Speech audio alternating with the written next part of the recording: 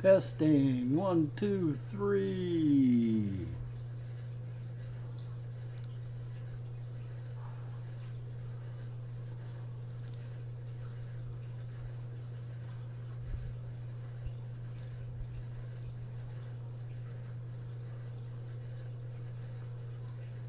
Testing. 1, 2, 3. Hey Laura. Hey Daryl Dimer.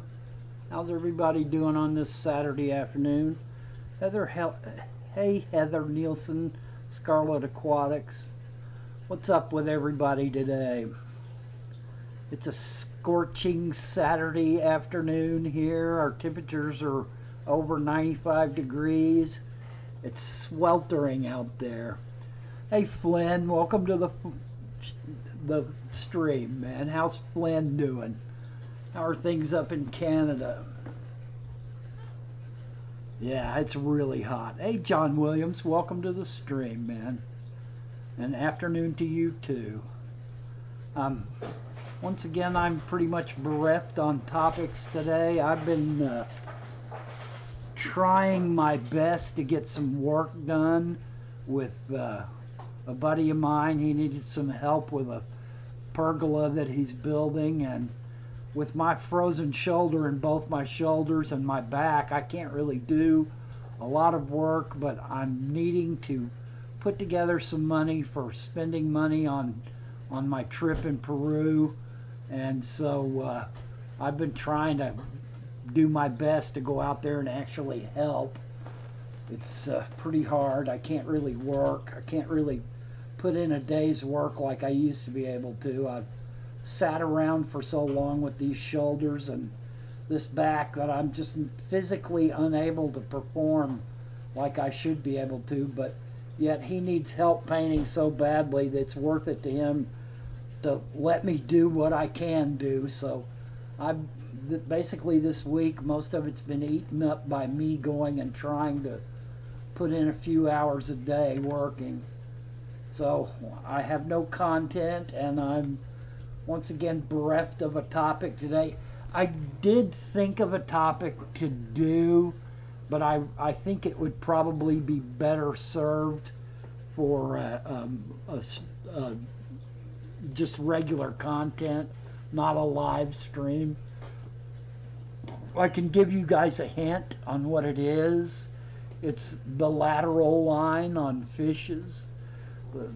The lateral line is a topic that very rarely comes up in fish keeping forums. Flint says doing good. It's hot here. It's evidently it's hot everywhere. Hey Charles, welcome to the stream, man. Long time no see. John Williams asks, what kind of pleco would you and your group recommend for a non-heated fancy goldfish tank? There's a minor one for you, Dwayne. Goldfish usually, the water usually needs to be a little cooler for goldfish. They're not really good in the 80s. I mean, they'll survive, but it's not good for them to spend the most of their lives in the 80 degrees. And most plecos come from warmer waters, so most of them are going to require in the 70s or above, you know, like 75, 78, something like that. Most plecos are. So you're really kind of at cross purposes to look for a pleco. Some ancestral species can take cooler water. There are in Peru, where we're going, the water is cooler there than it is in the, you know, vast jungles and flatlands of Amazonia, because the water is ice melt coming off the Andes that fills up the streams and rivers. Yeah, 73, 74. I would say to look in the area of Peru where we are going. If you go to Go Wild Peru's site and peruse the photos on plecos, and they do have quite a few plecos in that area, that any of those sorts of plecos would probably be okay. You know, goldfish are they're going to eat most everything that goes in a tank. So it's going to be a little more difficult to feed a pleco in a goldfish environment, but it could still be done. You know, a lot of people use tubes. They stick the tubes down in front of the pleco and drop the food down the tube, and that way it goes straight down to the pleco and the goldfish never see it. So there are methods that you could use, and there are cooler water plecos that would function, you know, that would be able to survive in the cooler waters that goldfish require. So I would definitely recommend. Hey, 54 Punchy, welcome to the stream, man. Charles, what's been up with you, man? I haven't really heard from you in a while. I've caught a couple of your streams afterwards, but I haven't really kept up with you as I probably should. There's been a lot going on. I'm fairly distracted here because I'm juggling so many different things trying to get ready for Peru. All I've got left really to do, maybe I could bring you back one from Peru, John. I hope that I can bring back some plecos. That's what I'd mostly like to get. But there's only a couple of loricard species that they pull out of the water there. And I do hope that I can bring some back. If I could do that, and if I could breed them, then I'd be more than willing to share them.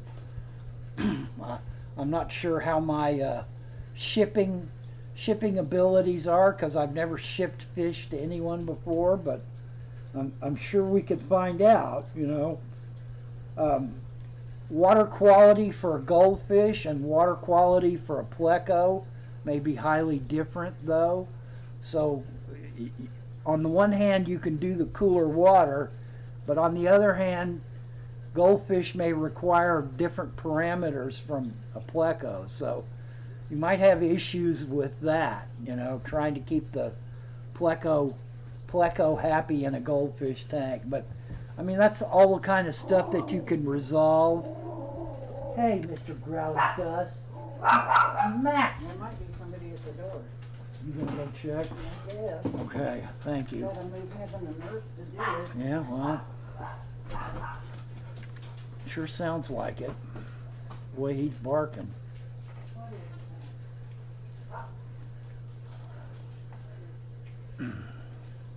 So Charles, if you're still here, I'm asking what's been going on with your fish keeping. My topic again is lateral line, and I think I'll just go ahead and talk about this in the live stream, because lateral lines are something that most fish keepers never even really run across, much less understand.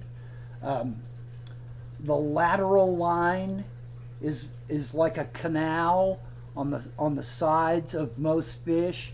Some fish just have lateral line pits on the front of their snouts and stuff like that, and some have none at all, but very few have none at all. And most of them, back in the day, we thought that the lateral line was some kind of electrical thing that allowed fish to kind of sonar what was around them, you know, like it was some kind of electrical system that allowed them to see what was in the water around them. No matter how cloudy or turbid the water was, they could still sense what was around them. But science has since proven that the lateral line is a canal, but it's made up with a series of bundled hairs.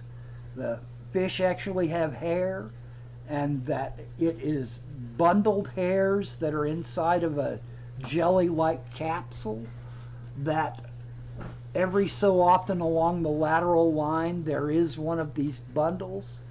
They're a mechanical receptor in the sense that the motion of the water around them is received and recognized by those hairs depending on how those capsules bend, which hairs get stretched the most. The fish actually gets a mechanical registration of what's going on in the water around them, and then that is transferred to an electrical system that allows that information to be sent to their brain where it is processed. They are able to not recognize their own motion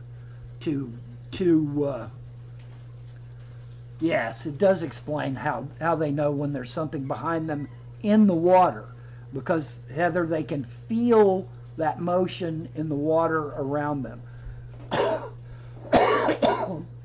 This is used by predators to sense their prey in the sand or in the water around them. They can sense those movements.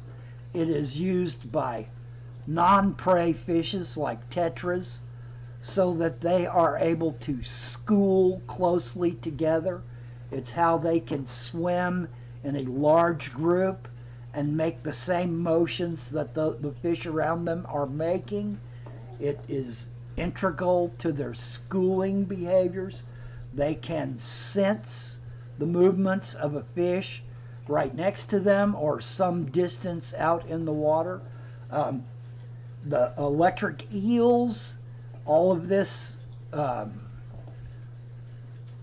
equipment that fish carry in their lateral lines, and in electric eels it has been advanced to the point of being part of the equipment that they use to discharge electrical shocks into the water. Hey Joseph, how's it going, man? Welcome to the stream. We're talking about lateral lines in fish. I guess I'm so ready for Peru too.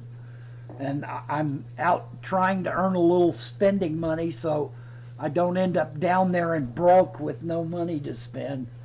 I'm going to try to put together enough money to pay for my fish shipping and for my meals and for my mad money and for my hotel rooms while I'm in Peru.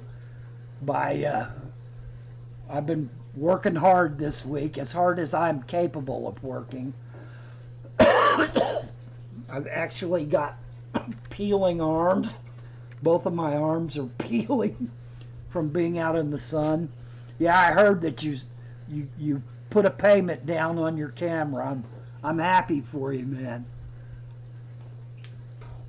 Well, I'm sure he'll ship it to you and you'll have it ready for Peru. And I'm happy for you. We're going to have to get together and talk cameras when we get down there. Anyway, lateral lines are something that is also able to go wrong with fish. They can get infections. Yeah, I saw that GoFundMe. And you're right, Priscilla is sweet. And if I had any spare money, Joseph, I'd probably kick a little in.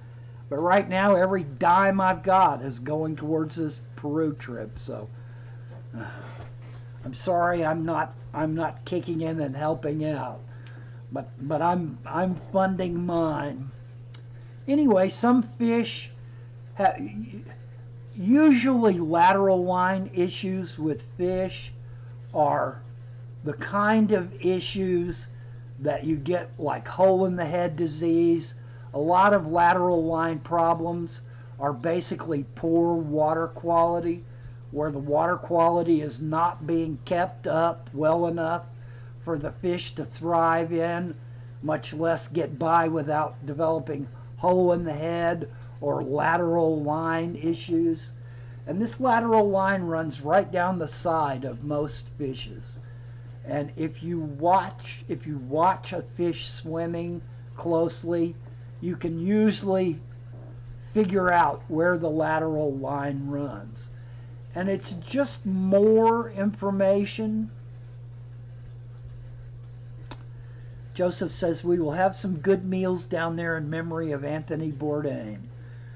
I want to film everything. All right, well, I'm looking forward to eating some of the local fare there.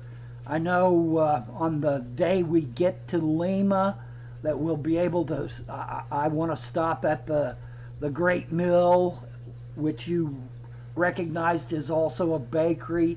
I think it's one of the better places to eat at that we'll have actually time to go to before. Well, come on. Yes, you can come up here and be on the live stream. You can be on the live stream, Maxie. Yes, you can be on the live stream. You're small enough. I can pick you up. Hey, Danny's Aquariums, welcome to the stream, man. I'm looking forward to eating some street vendor stuff while in Lima. I know that we should get a shot at a little bit of shopping in Puerto Maldonado before we go out to the fish camp. Now Heather is asking me, so the pores or little holes on the fish is the lateral lines. And hey, KG Cichlids, welcome to the stream, man. And I'm going to say no, that there are also pits on most fish's bodies that make up different kinds of receptors. The lateral lines on most fish will be straight along the side of their body on both sides, and they will look like a little crease. And sometimes the crease is broken, and sometimes the crease is solid all the way from basically starting at the tail all the way to just before the uppercles on the sides of the fish, where the fish's gills are, that ends it. And there are some fish, Heather, who have pits. Was that somebody at the door? Honey? Was that somebody at the door? No, it's just cats. I saw 5 cats, and that was not counting the gray one. Wow. Kittens, I mean. Big gray one.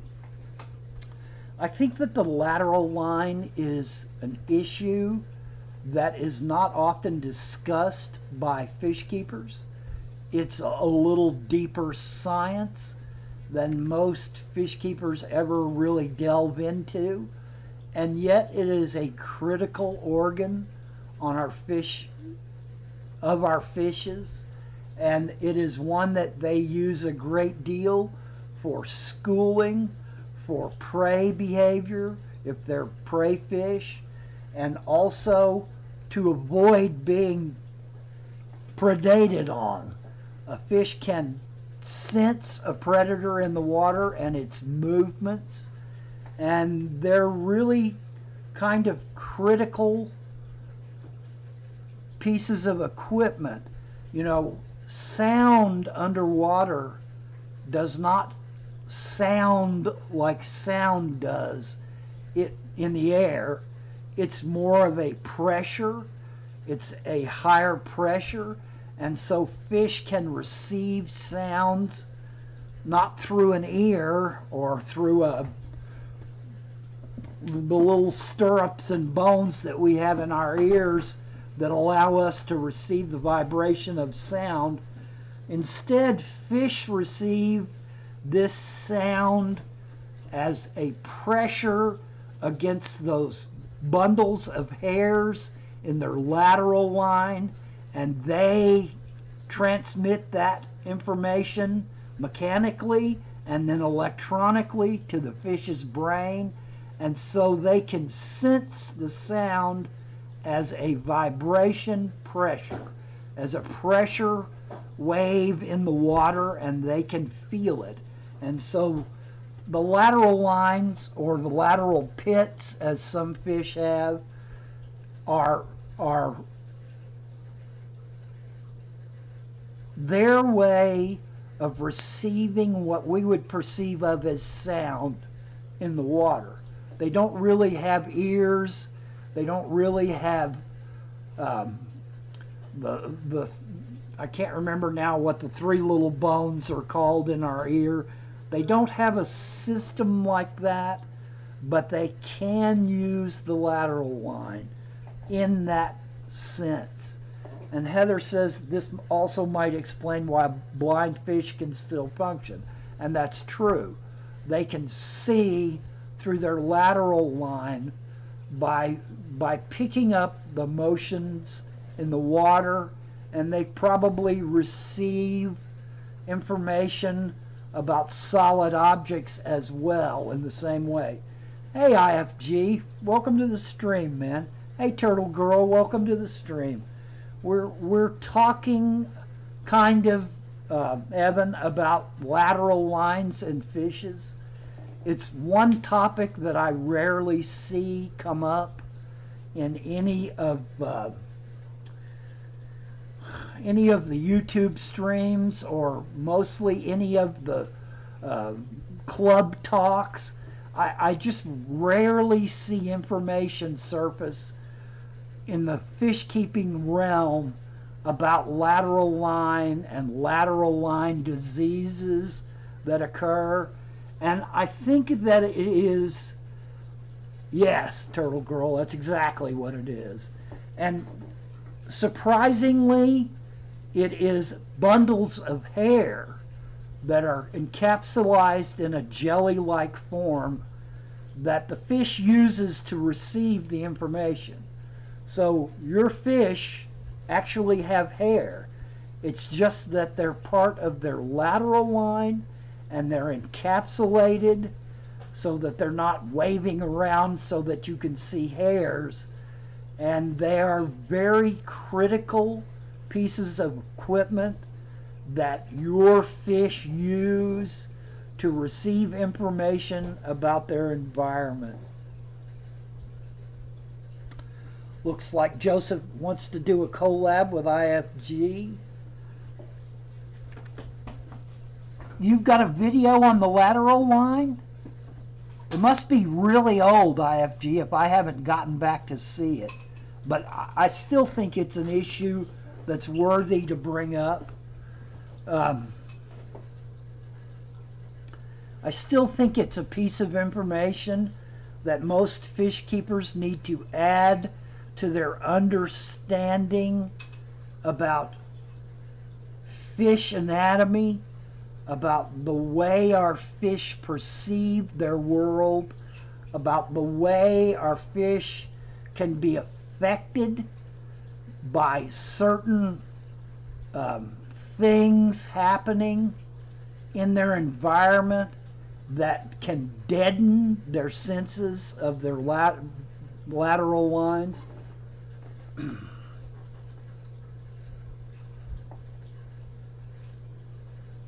And yes, I'm going to do ditto on the Fish Doctor Rocks.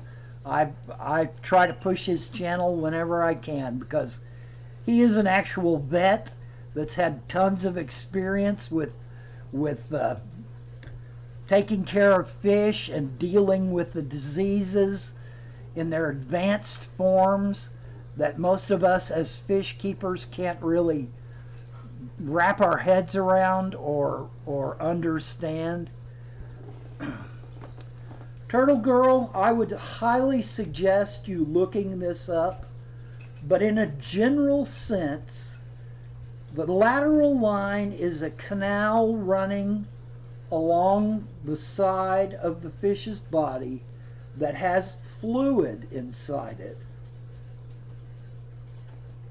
And along the surface of the lateral line are bundles of hair that are wrapped in a jelly-like coating. And as the water motion causes those bundles of hair to move, it will move some of the hairs differently depending. There's like 10 different lengths of hair in each bundle, and it is sensitive enough to recognize the movements that are happening to the shortest hairs and the longest hairs as well, and it divides all that up into mechanical information, which is then transmitted to electrical information through the fluid in the lateral line and through neural connectors to parts of the brain where they can transfer that information into real world recognition of what's going on around them. Big E's found 20 bucks. Yay. 20 bucks is always good to find. Charles is doing water changes and listening. Ashley Clare, welcome to the stream. You're more than welcome here. We're talking about lateral lines in fishes today. I was going to do this as a piece of content this week. I would probably do a better job of explanation of this in a bit of content where I had studied the lateral line more closely and the visual aspects of it. But I have no topic again today, so I'm going to use this as what topic we will use to talk about today. I really think it's a far more important issue than most fish keepers realize. When there is trouble with the lateral line, your fish will have trouble sometimes in the way they swim. They'll have trouble in as to where they swim and running into things, that sort of thing. And a lot of that can be traced back to most lateral line issues can be traced back to poor water quality. It's very much like hole in the head disease, where poor water quality causes certain types of bacteria to infect certain spots on the fish's head, and they create hole in the head disease.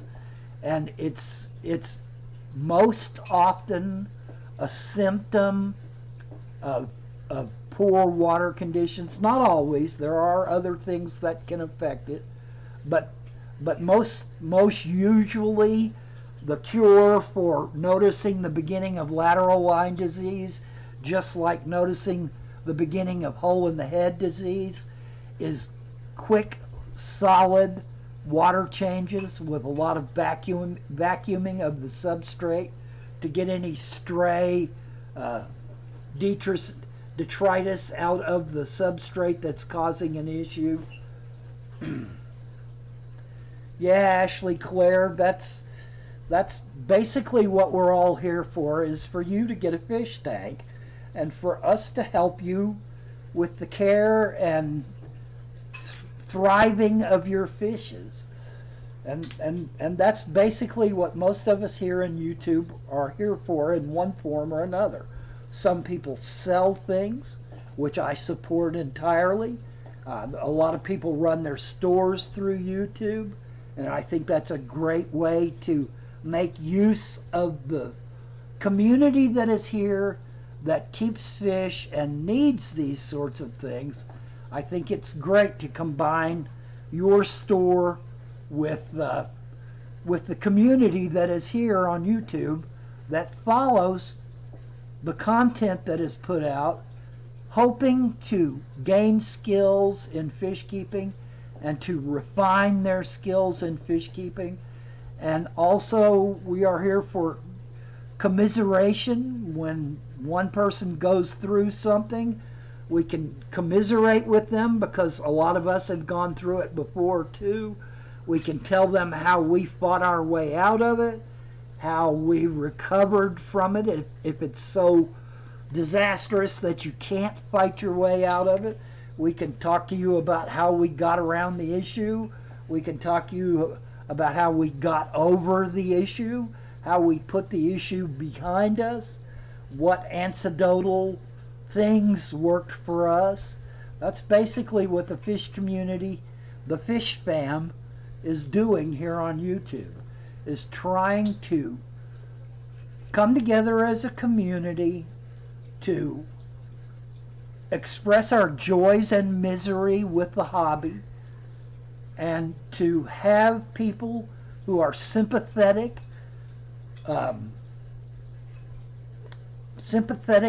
to our situations, give us the benefit of their foreknowledge, their experiences that they've had before. There's a lot of really good information that you can get from the YouTube fish fan community about keeping fish. And I'm just one more person that tries to add in what little bit of knowledge I can.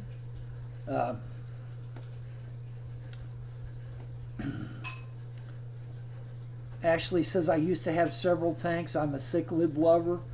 Actually, a lot of us have gone dry.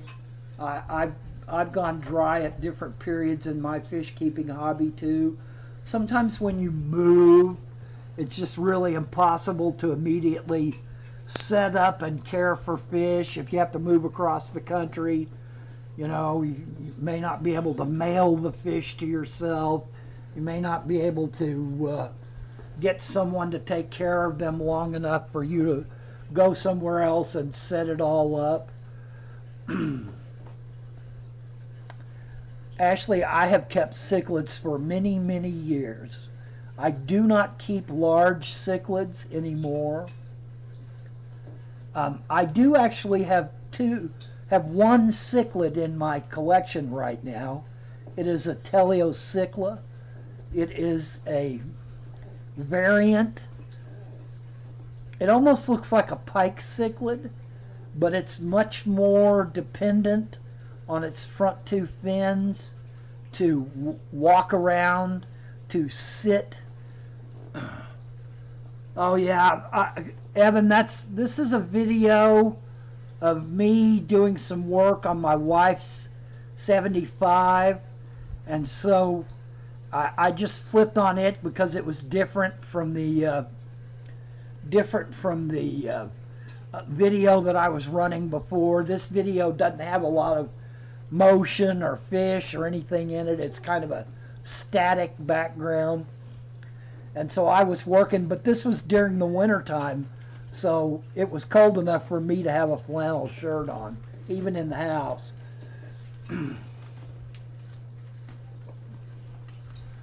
It's just me trying to put a different piece of background video in there.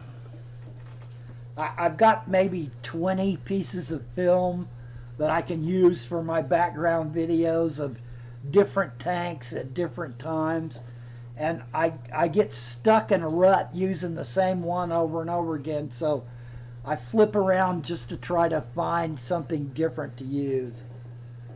Yeah, there are some snails in there. I think it may be an assassin snail. I don't think there were any trumpet snails in this tank then. At one point, I treated the tank with really heavy chemicals, and I dropped a bag of charcoal that came with my filter, the cheap filter that I bought for the 75, and it had charcoal that came with it, and I dropped that bag of carbon into the tank to try to absorb some of the chemicals. I was using a lot of heavy chemicals trying to cure these fish, and I dropped it in there, and I think that it had trumpet snails in it, eggs in the carbon, in the charcoal, and we do now have trumpet snails in that tank. They're all really little tiny ones, but But there are tiny, tiny trumpet snails, Malaysian trumpet snails in that tank now. And I've never been one to try to avoid snails because I've always felt like they do a really great job of cleaning the substrate. Whatever you don't get out of the substrate, trumpet snails will probably get out of the substrate. But the downside of trumpet snails is that they will overpopulate your tank in a heartbeat. You know, you get 30 or 40 baby trumpet snails going in a tank, and you'll have 2,000 trumpet snails in there really quick. So, with all the medication, yeah, with all the medication that I put in that tank, I killed the few assassin snails that I had thrown in there. I know I did. So I'll probably at some point drop 6 or 7 assassin snails in there and let them go to work on the trumpet snail population. And the assassin snails will have babies, and pretty soon there'll be less and less trumpet snails and more assassin snails in the tank. I've always been a firm believer in assassin snails. I know a lot of people say that they'll eat shrimp, but my experience is that any shrimp that's not really sick or hurting will get away from an assassin snail long before the assassin snail will have a chance to catch them. I mean, it may happen a little. They may eat snail eggs, shrimp eggs that they find floating in the tank. You know, if a mother's died and dropped her eggs or something like that, then the assassin snails will probably eat those. But most shrimp are easily able to elude an assassin snail. It looks like everybody's talking about cichlids of different sorts in their tank.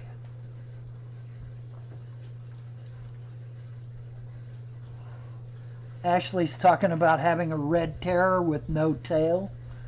That's an interesting fish, and I can see why no one would buy it from the store, because they were all worried about how the fish looked instead of what the fish actually had to offer. And seems Ashley brought him home and he was the ruler of the tank. Yeah. Red terrors can be real bullies at times, and when they're breeding, you probably don't want to have much else in the tank with them that can't get away from them. Any other cichlid their size is going to be hard pressed to survive. They'll probably jump out of the tank to get away from them.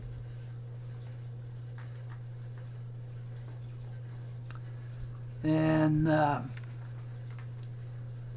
Joseph and Evan are talking about Mabunas being top dwellers or bottom dwellers, and they are rock dwellers, but they will spend a great deal of time. And Turtle Girl reminded us that unless you have a turtle who eats them before they can burrow, yeah, that's true. Turtles will take care of snails for you.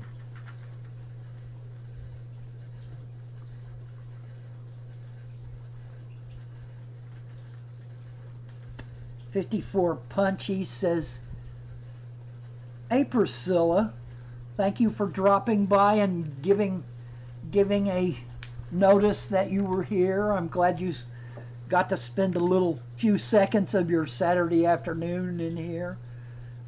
Basically our topic was lateral lines and fishes, and I don't feel like we've covered the topic really well, so I may, when I get some time and I'm not trying to work to earn a little money to take to Peru with me, a little spending cash, I may go ahead and try to put out a video that asks people how hairy their fish are, because most people won't recognize that fish have hair.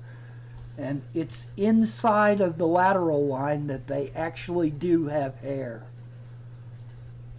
Turtle Girl, thanks for stopping by. I hope you have a good rest of your weekend. I hope for most of us that it cools off a little bit here. I think it's supposed to rain for us next week, which will probably knock me out of working a few days. But with my situation of being on disability, I can't really work regularly because they'll kick me off of disability. And because I'm physically unable to go get a regular job and actually work hard for 8 hours a day, with these two shoulders, my left shoulder's almost as bad as my right shoulder was. My right shoulder's getting a little better, but because of being on disability, I can only work a little bit, and I'm just basically trying to keep my hand in, see how my physicality is, and gather up a little spending money for Peru, for this Peru trip. So I'm not going to work that much, but I'm going to try to earn a little chunk of change to take with me so I can pay for my hotels and meals, and if I find anything that I just can't live without while I'm down there. Yeah, we've been in kind of a pattern where it looks like it's going to rain, but then it doesn't really rain. So it's kind of what in the old days they called those popcorn farts. It acts like it's going to storm and then it doesn't storm. It acts like it's going to rain and then it doesn't rain.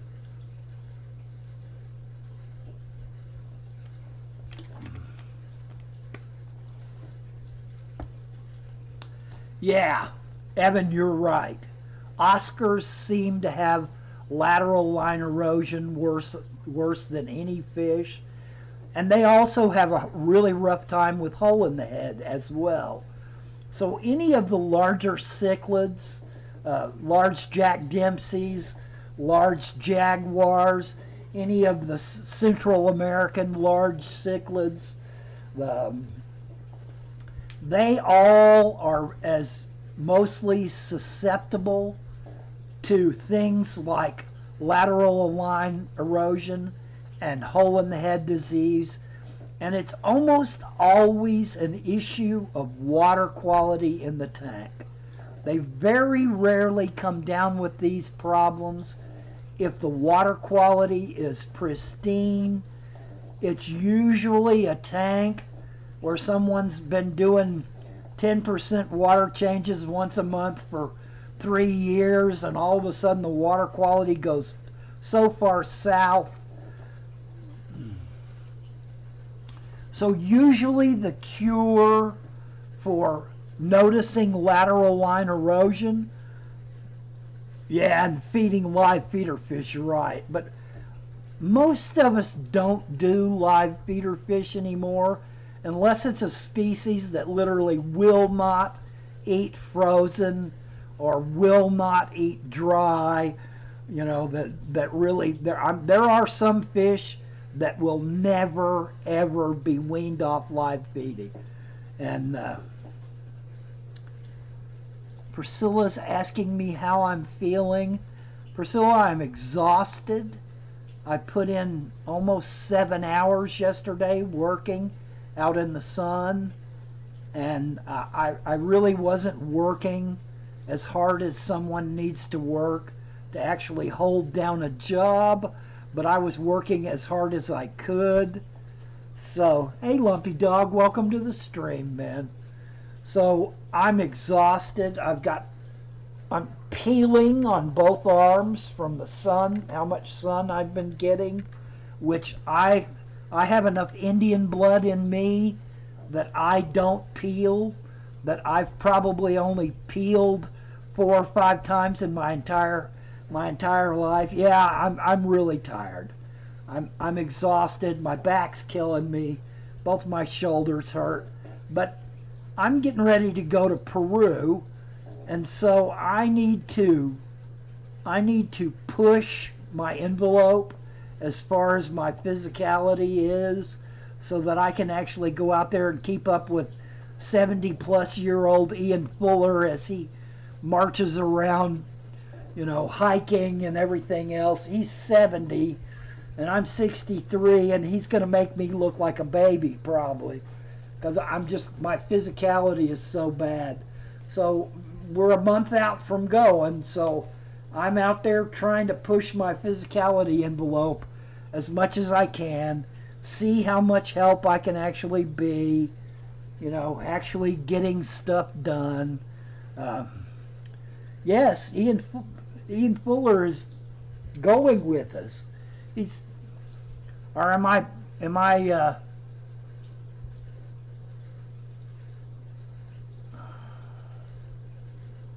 yeah, I may be having a senior moment there. Isn't Ian Fuller the other guy at Go Wild Peru? Am I messing up here?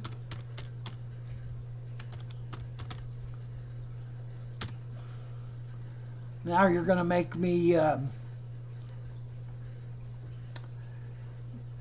think that I'm messing up.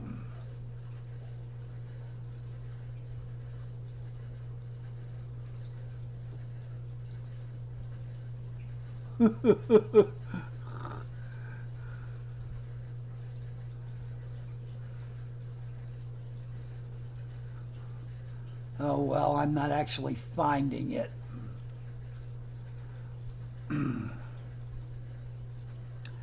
Well, I'm probably going to overdo it, Priscilla. I have to. No, I think Ian actually is going to be there. It's only going to be Michael Barber. Ian's not coming. I was under the assumption that Ian was going to be there too. Okay, well that's news to me.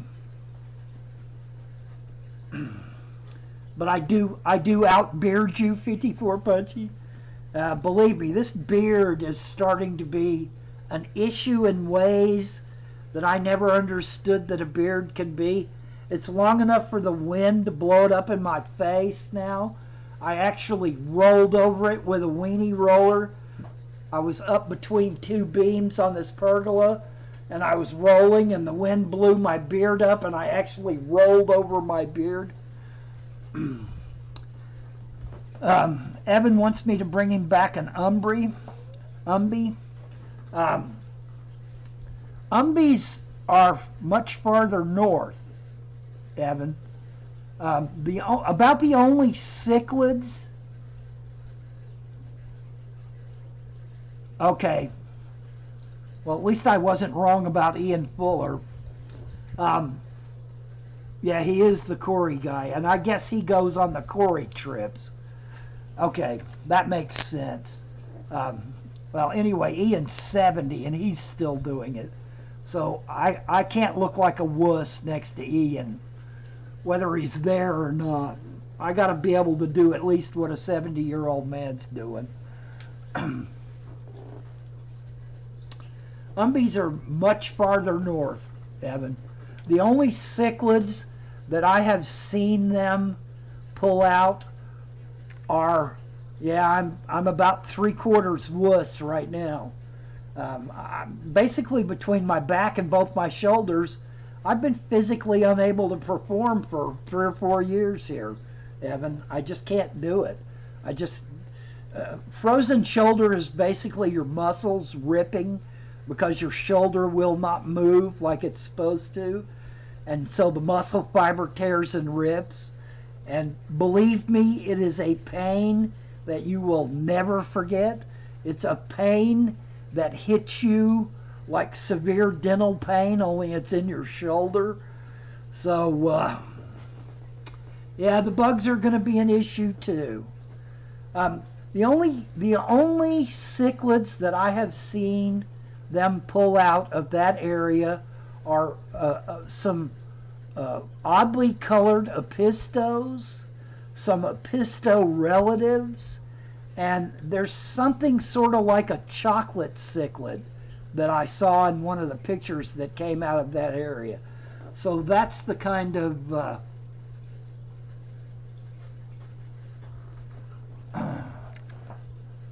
what kind of white shrimp in the tank?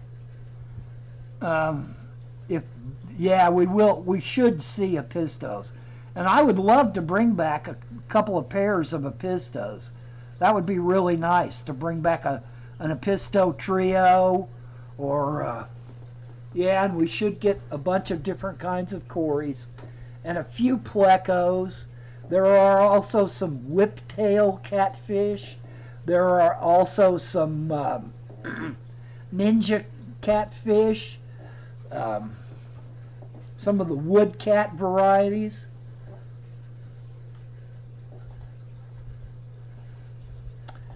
Priscilla has insect issues. She doesn't want to, yeah, there's knife fish there too. There's some really wild looking knife fish. I've seen a couple of those knife fish that they've pulled out that have, it looks like they've got bars on their sides. Evenly spaced dark bars. Yeah. And you can see all this yourself. You can go to Go Wild Peru and peruse the pictures that IFG wants to know what my PayPal email is. IFG, I don't take money from anybody. I don't want anybody giving me their money.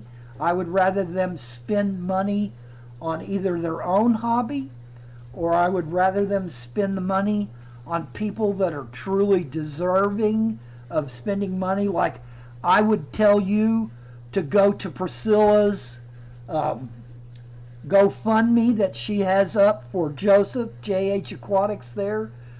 He needs to buy a new camera because his camera's failing on him. He wants to, oh, you were going to tell me to send you money. Well, by the same token, I very rarely spend money on others either, IFG. I don't expect anyone to help me, but I'm pretty stingy about, I'm on fixed income. I'm on disability. My wife's on retirement. So the amount of expendable cash that I have each month is pretty much fixed. So I don't have a lot of extra money, and right now every bit of extra money that I've got is going to, or has gone to, fund this Peru trip that's happening in less than a month. Joseph and I are going to be running around like wild men in Lima, Peru in less than a month from now. We're going to be trying to eat food off the street vendors' vehicles. We're going to try to be visiting all the restaurants. We're going to be taking pictures of everything that we can and trying to keep the hoods from stealing our cameras and camera bags. And then we're going to go to the wilds and try to collect as many fish as we possibly can. Yep, we're roomies for the first night in Lima, and then we'll be roomies for 8 nights after that in southeast of Puerto Maldonado at the fish camp. Might be gay when you get home. Yes, and my wife says I might be gay when I get home, and that ain't happening. None of you guys are my type at all. So that's not going to be an issue. All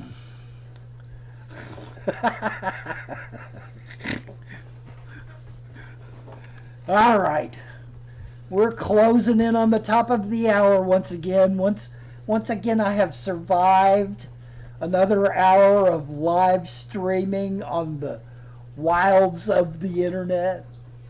Well, no, Charles, I haven't. Well, yeah, I met him in person, but he wasn't my type, I can tell you. My type has different equipment. It comes equipped differently. All right, guys. This is not where I'd like to leave a live stream, but this is where I'm going to leave it now. I'm going to run and get out as fast as I possibly can. You guys have chased me out of yet another live stream. I hope you guys have a wonderful rest of the week. I hope, and Joseph, I'm waiting for Fish Fam News. We're all waiting for Fish Fam News. We're all waiting to see ourselves on Fish Fam News. Priscilla, I'm stoked for me too. This is a bucket list thing for me. A lot of people just want to do it. This is something I've wanted to do my entire adult life. So I don't care how miserable I am, how many mosquitoes have eaten me alive, or how many sandflies have bitten me, or how many leeches I get if there are leeches in any of those areas. None of that is going to mean a thing to me, because this is something that I've wanted to do my entire life. Now, if a fertile ant goes to bite me, that's going to mean something to me. I'm going to do everything I can to get away from that. Or if I find a scorpion in my shoe, yeah, that's going to mean something to me too. I'm not ready to die because a scorpion stung me because I didn't check my shoe. So those kinds of things will mean something to me, but other than that, I am good. If I'm so exhausted hiking after these guys that I can't keep up, I'll just sit down and tell them I'll catch up. They'll make so much noise ahead of me that I'll figure out where they've gone. It won't be hard to follow this group through the jungle. There'll be broken limbs. There'll be... You've been studying how to protect yourself against leopard attacks? Now, that's one thing that I have not studied. Ooh, looks like my video's freezing. All right, guys, I'm going to leave the leopard attack to next week. And